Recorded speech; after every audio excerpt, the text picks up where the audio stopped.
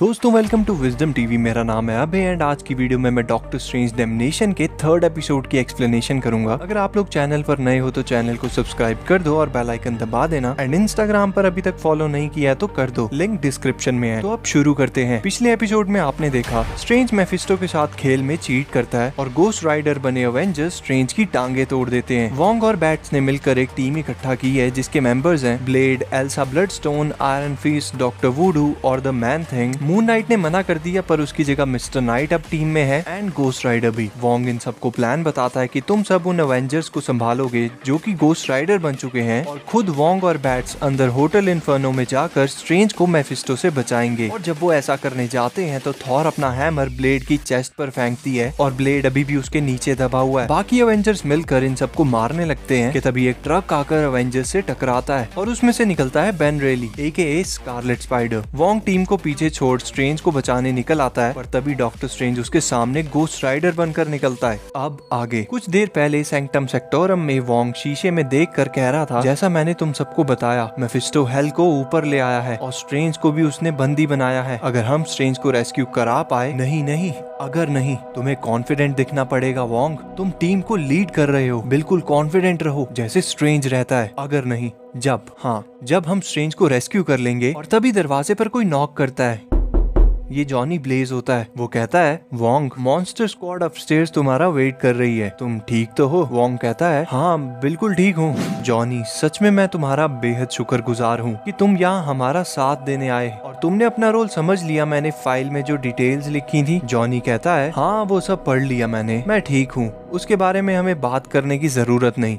Wong कहता है, Johnny मैं यहाँ का कोई जनरल नहीं हूँ कि तुम्हें मेरे ऑर्डर्स ब्लाइंडली मानने पड़ेंगे। मैं तुम्हें एक बहुत बड़ा रिस्क उठाने के लिए कह रहा हूँ, इसलिए अगर तुम। जॉनी उसकी बात काटते हुए कहता है, मैंने कहा ना मैं ठीक हूँ, तुम अच्छे से जानते हो इस तरह का काम मेरे लिए नया नहीं है। मेफिस्टो अब धरती पर हेल ले आया है और उसकी रेल्म को स्प्रेड होते हुए मैं फील कर पा रहा हूँ। वो हर छोटे से छोटे सिन करने वालों की भी सोल को कैद कर रहा है, भले ही किसी ने सिर्फ झूठ बोलने का सिन ही क्यों ना किया हो। ऐसे तो वो पूरे प्लेनेट को डूम्ड कर देगा। उसे रोकने के लिए तुम्हारा प्लान काम करेगा तो मैं कुछ भी करने को तैयार हूँ। वोंग कहता है, लेकिन जॉनी कहता है, अब बस करो वोंग, मुझे तुम पर भरोसा है। फिर हम पहुँचते हैं प्रेजेंट में जहाँ मॉन्स्टर स्क्वाड मैदाने जंग में है। स्कारलेट स्पाइडर कहता है, तो फिर आगे का कोई प्लान है या? ब्लडस्टोन कहती है, ऐसे समय में मजाक मत करो डायट स्पाइडरमैन।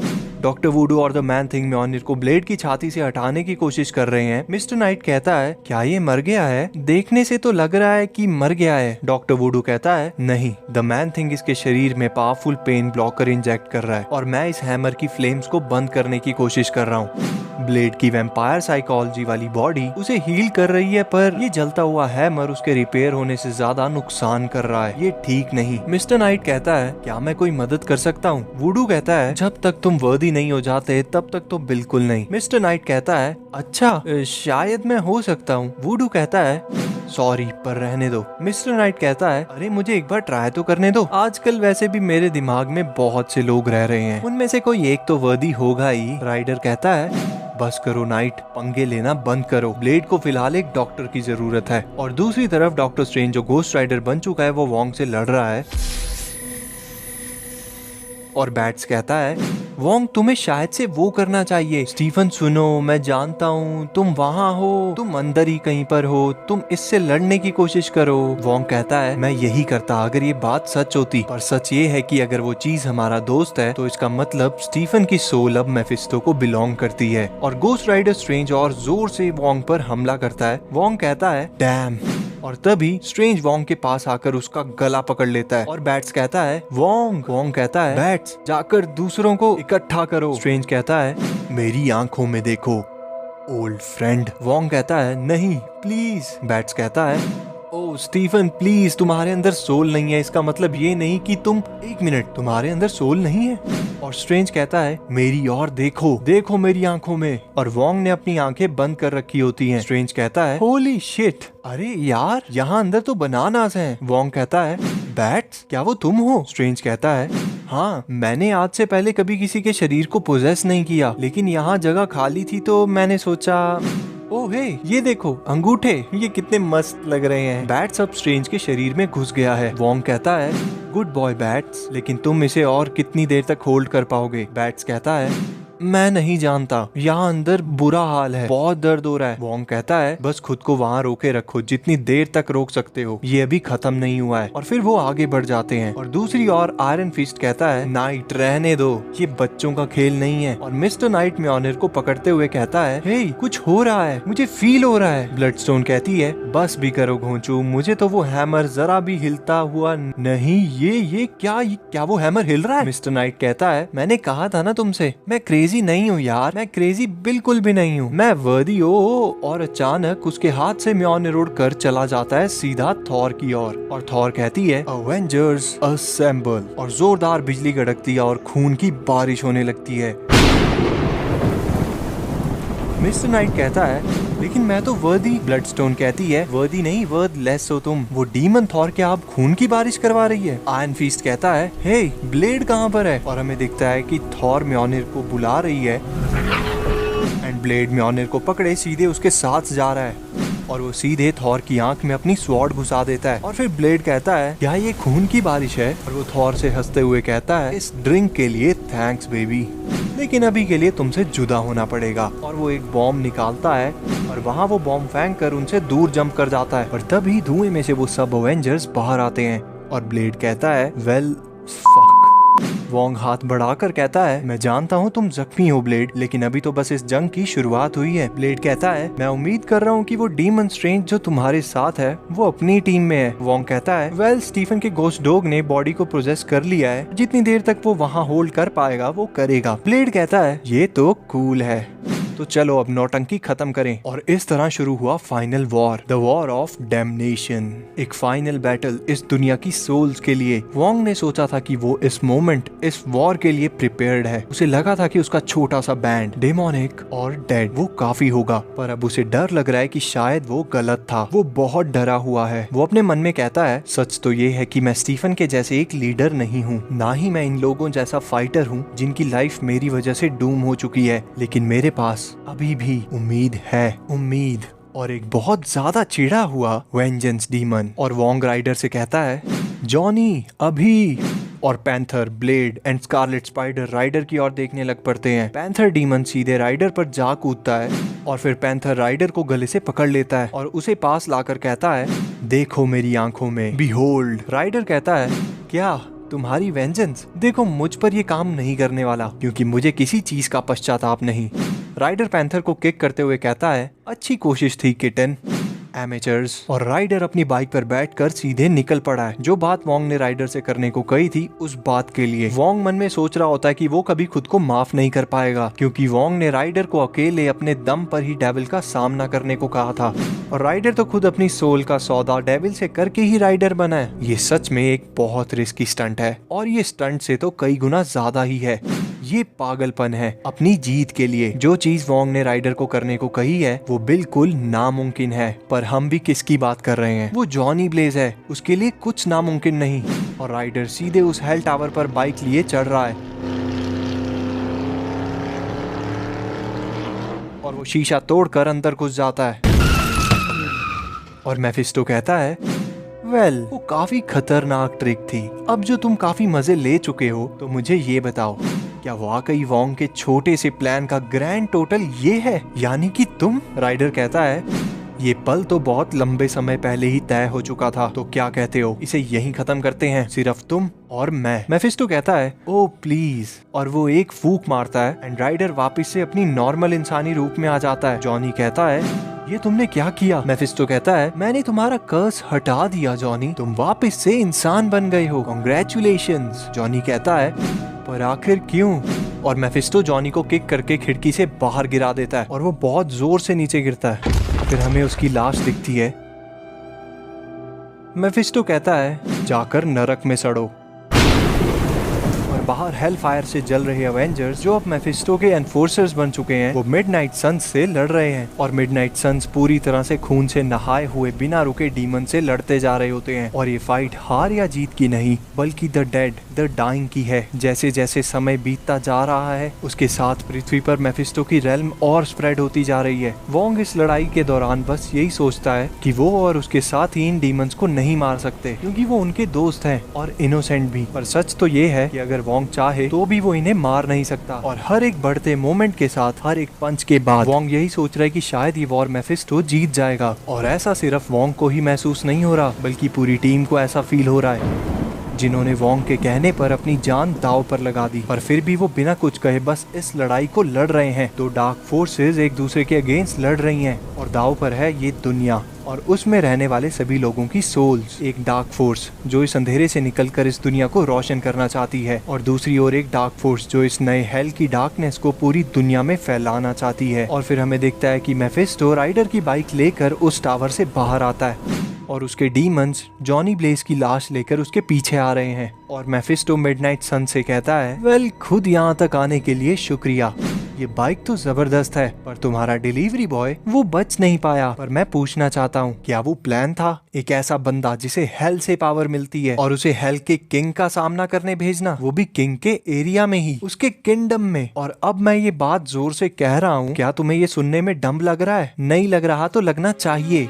वोंग, ये तुम्हारी गलती थी। मैं जानता हूँ तुम जैसे बटलर अपने मालिक को बचाने के लिए सब कुछ दांव पर लगा देते हो, पर तुम्हारी वजह से ही जॉनी ब्लेज आज मर चुका है और तुम अपनी पूरी टीम को खुद मौत के मुंह में लेकर आए हो। अब सच सुनकर कैसा लग रहा है तुम्हें? और अचानक वोंग स्माइल करने लगता है और सभी अवेंजर्स जो गोस्ट राइडर बन गए थे वो सब मिलकर मेफिस्टो पर हमला करने लग पड़ते हैं। थॉर अपने हथौड़े से मेफिस्टो को मारती है और फिर वोंग कहता है, अब तुम बताओ तुम्हें कैसा लग रहा है? डॉक्टर वुडू कहता है, वोंग ये क्या है? और आयरन फीस्ट भी कहता है, आखिर ये हो क्या रहा है वोंग? वोंग कहता है, तुम फिक्र मत करो, मुझे माफ करना, मैं पहले नहीं बता सका क्योंकि इस काम में रिस्क बहुत ज्यादा था, लेकिन अब सब ठीक हो जाएगा। मेफिस्टो हमेशा सही कहता था, हम नहीं जीत सकते यहाँ उसके रेल्म में, हेल में तो बिल्कुल भी नहीं। लेकिन ये एग्जैक्टली तुम्हारी रेल्म नहीं है मेफिस्टो, अभी तक तो नहीं, पूरी तरह से तो बिल्कुल नहीं। अब जब तुम यहाँ हो तो तुम्हारी सीट और पावर वहाँ खाली पड़ी हुई है। और मेफिस्टो कहता है, नहीं। वोंग कहता है, ओह हाँ, मेरा एक आदमी वहाँ अंदर भी है और उसका नाम है Johnny Blaze, former Ghost Rider, और अब वो है द लॉर्ड ऑफ हेल। अब आप लोग सोच रहे होंगे कि ये कब हुआ और कैसे। अब जरा आप लोगों को समझाने के लिए रिकैप में जाते हैं। हमने देखा था कि मेफिस्टो ने जॉनी को टावर से नीचे गिराकर मार दिया और फिर जॉनी मरने के बाद सीधे पहुंचता है हेल में, जो कि असली हेल है, धरती के नीचे। और उसकी स्पिरिट ऑफ वेंजेंस भी अपने होस्ट के मरने पर उससे अलग होकर हेल में उसके साथ नीचे पहुंच जाती है। और मरने के बाद वो हेल में फिर से मर तो नहीं सकते, पर हर दर्द का एहसास उन्हें होता ही है। फिर ये दोनों मिलकर अनगिनत डीमंस मॉन्स्टर से लड़ते हैं, खौलते लावा से होकर गुजरते हैं एंड एट लास्ट सबको हरा कर पहुँचते हैं मेफिस्टो की सिंहासन पर। और फिर ये दोनों फिर से एक हो जाते हैं और उस गद्दी पर बैठ जाते हैं एंड सबको हराकर जॉनी ने अपनी वर्दीनेस प्रूव कर दी। इसीलिए सभी डीमंस मिलकर वहां आते हैं और उसके आगे सिर झुकाकर उसे अपना किंग मान लेते हैं। और हाँ, हेल में समय बहुत तेजी से गुजरता है। जितने समय में यहाँ नीचे जॉनी किंग भी बन जाता है, उतने में अर्थ पर ऊपर सिर्फ कुछ मिनट्स ही हुए होंगे। फिर ऊपर अर्थ पर वोंग मेफिस्टो से कहता है, जॉनी ने तुम्हारे स्टोलन सोल्स की वॉल्ट को भी खाली कर दिया है और शायद तुम भूल गए थे कि अर्थ पर और हेल पर टाइम डिफरेंटली चलता है। फिर वो कहता है, बैट्स, अब तुम स्टीफन के शरीर से निकल सकते हो। और बैट स्टीफन के शरीर से बाहर आ जाता है और स्टीफन अपने पैरों पर खड़ा नहीं हो पा रहा होता है। वोंग कहता है, वेलकम बैक स्टीफन, बहुत अच्छा लग रहा है तुम्हें वापस देखकर। और हाँ, चलने की कोशिश मत करो, तुम्हारी दोनों टांगे टूटी हुई हैं। मेफिस्टो कहता है, चलो वोंग, अगर जॉनी ने सच में मेरा थ्रोन छीन लिया है तो मैं तुम सबको भी वहाँ अपने साथ लेकर जाऊंगा। और धरती फटने लगती है। ब्लेड कहता है, हेल वापस जा रहा है। वोंग कहता है, हे ईश्वर, मेफिस्टो हेल को लेकर जा रहा है लेकिन वेगस को भी अपने साथ ले जा रहा है। और धरती में बड़ा सा क्रैक होता है और वोंग उसमें गिर जाता है और स्ट्रेंज नीचे गिरा हुआ चिल्लाता है, प्लीज ये नहीं, प्लीज कोई मदद करो। और वोंग आग में गिरने ही वाला है कि तभी द मैन थिंग उसे पकड़ लेता है। स्ट्रेंज कहता है, शुक्र है वोंग, अब जल्दी से ऊपर आ जाओ। वोंग कहता है, नहीं स्टीफन, प्लीज मुझे जाने दो, मैं ये सब ठीक कर दूंगा। स्ट्रेंज कहता है, क्या? नहीं वोंग, तुम डरे हुए हो, हम सब डरे हुए हैं, लेकिन ये सही नहीं है। वोंग मुस्कुराते हुए कहता है, जो कोई भी डरा हुआ होता है वो मैन थिंग के टच से जल जाता है, क्या तुम देख नहीं रहे स्टीफन? और वोंग द मैन थिंग को छोड़ देता है और कहता है, मैं अब और नहीं डर रहा स्टीफन।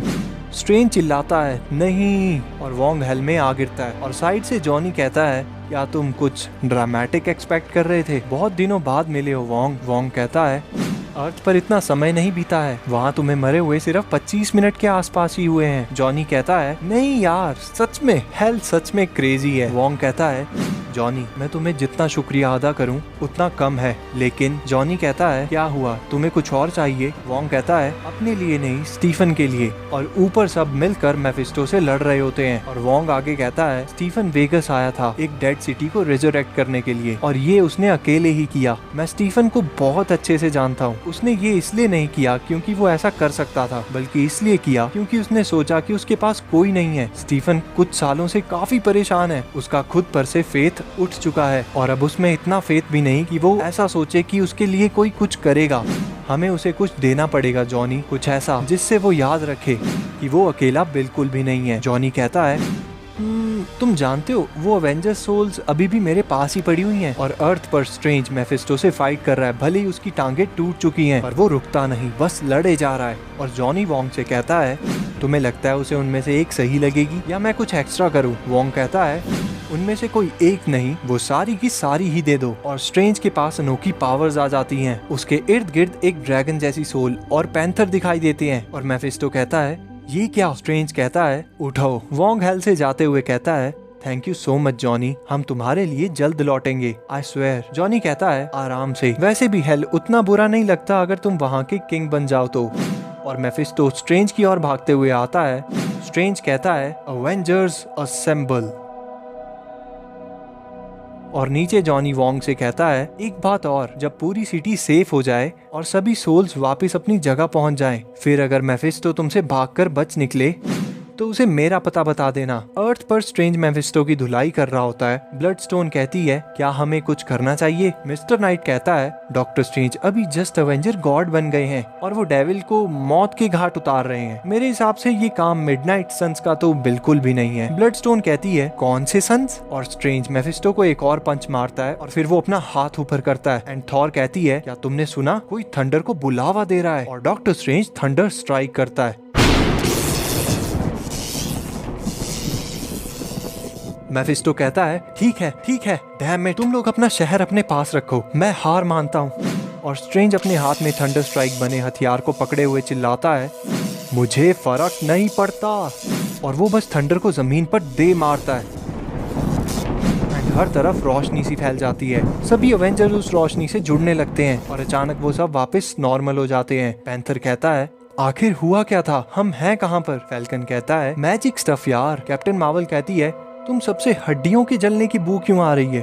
थॉर कहती है मुझे तो ये विक्ट्री की बू आ रही है।